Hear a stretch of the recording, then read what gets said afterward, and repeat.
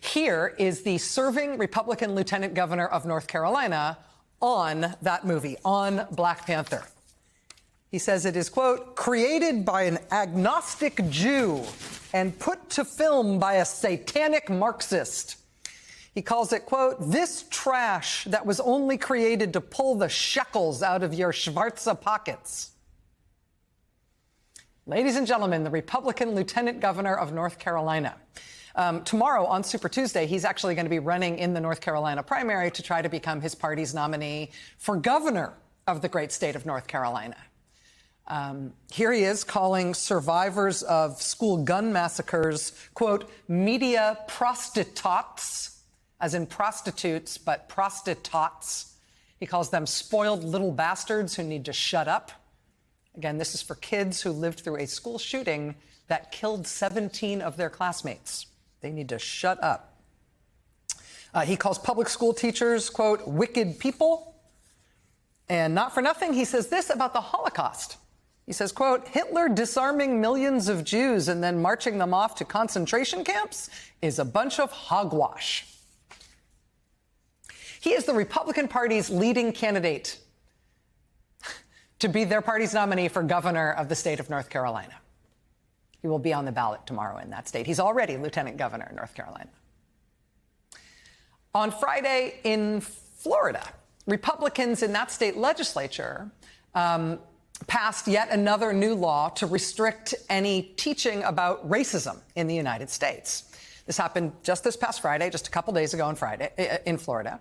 And in the debate over this new Florida bill, one Republican Florida state representative said that while this bill overall will restrict teaching about racism and things like slavery in Florida, he said there is one specific thing that he wanted to make sure is included in public education in Florida from here on out. He said while he supports this bill, he does want to make sure everybody's aware that slaves were, quote, paid for their work. And so he wants to make sure that's taught in schools.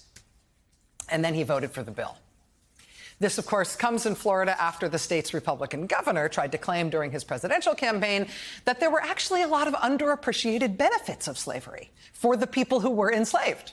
The chair of the Florida Democratic Party put out a statement in response, clearly just mystified, saying, quote, Florida Republicans are hell-bent on teaching our children that slavery wasn't bad. And it is hard to argue. I know it's insane, but it keeps happening. Pop over to Oklahoma.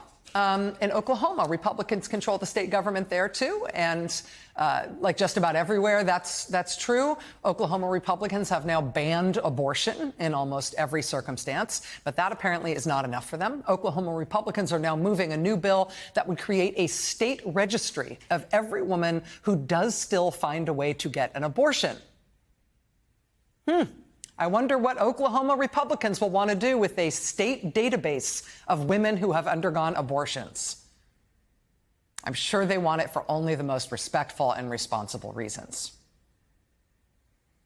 Other lawmakers are warning that the way the Oklahoma bill is written, it looks like it's also, in addition to creating a registry of women who have had abortions, it also seems intended to ban contraception, including forms of contraception like the IUD. That's what Oklahoma Republicans are up to. In Alabama, you may remember the 9 Republican justices on the Alabama Supreme Court issued a unanimous ruling that effectively outlawed fertility treatment in that state. After Alabama's Supreme Court Republicans did that, Democrats in Congress in Washington introduced federal legislation to protect fertility treatment and protect IVF. That legislation was blocked by Republican U.S. Senator Cindy Hyde-Smith. There are 219 Republicans in Congress right now. In the House, there's 219. Of that 219 number of Republicans, 125 of them are co-sponsors of legislation that would ban IVF. And arguably many popular forms of contraception as well.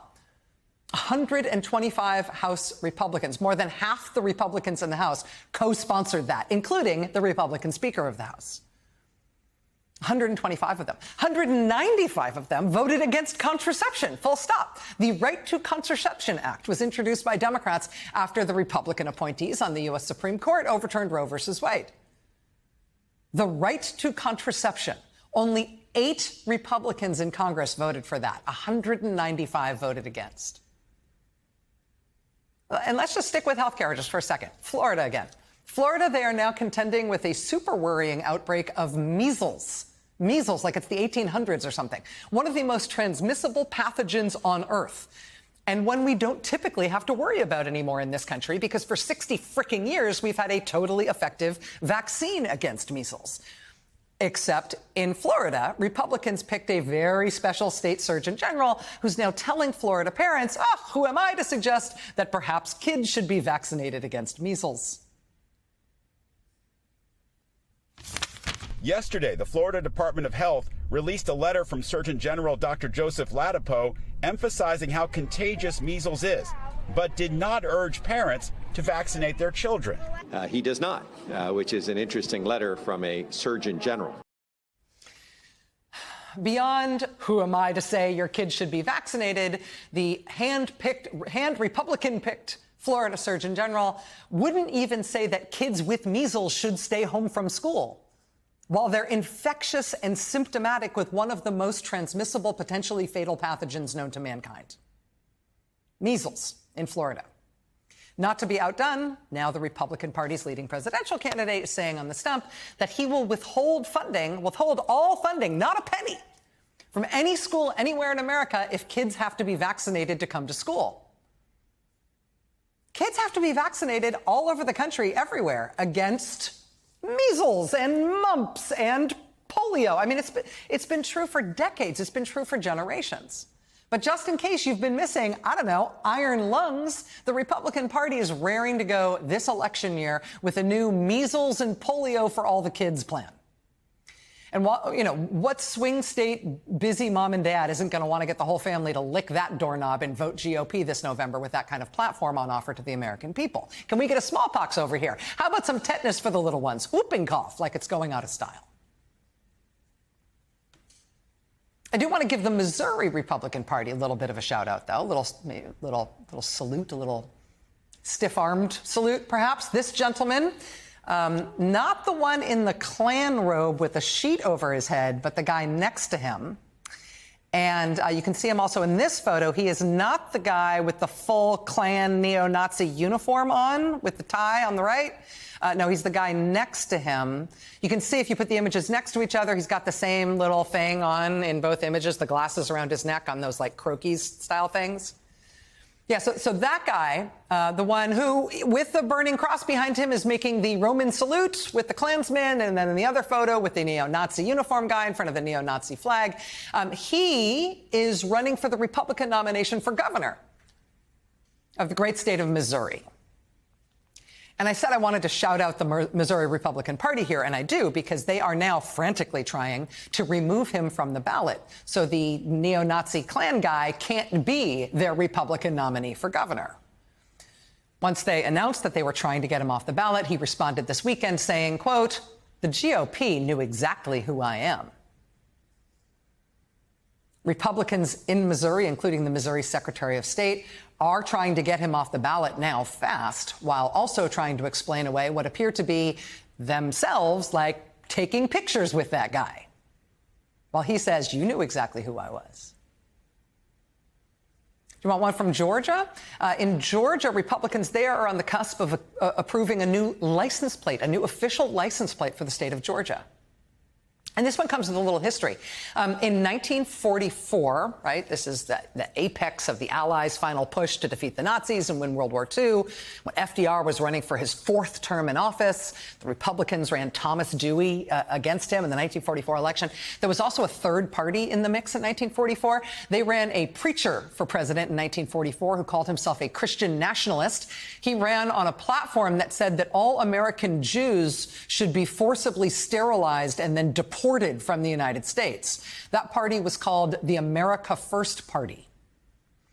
Around the same time, there was also an organization called America First Incorporated, America First Inc. The leader of that group received a patent for a club that he said was specifically designed to murder Jews in America. He patented it in men's and ladies' sizes. He called it the Kike Killer, forgive me. He ran an organization called America First Inc.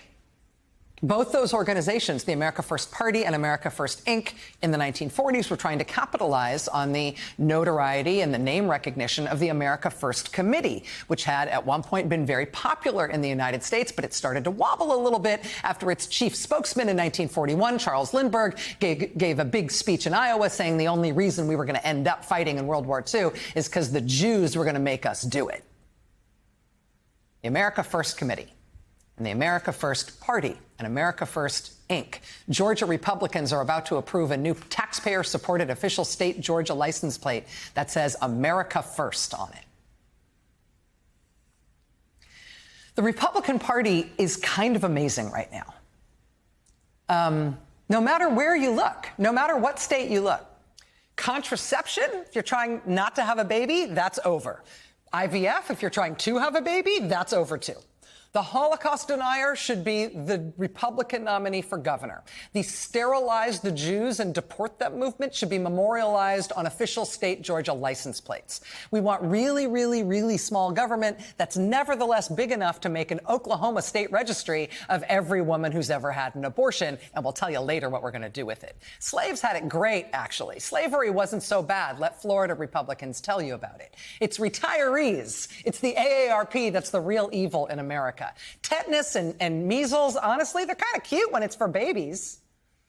And did I mention that on Friday, the leader of the Republican Party, the next Republican presidential nominee, is going to host at his home the authoritarian dictator of Hungary? Because dictators are kind of a thing for those guys right now, like polio is. We're back. I mean, the Republican Party is going through some things right now. Right up to the top. And in every state in the country.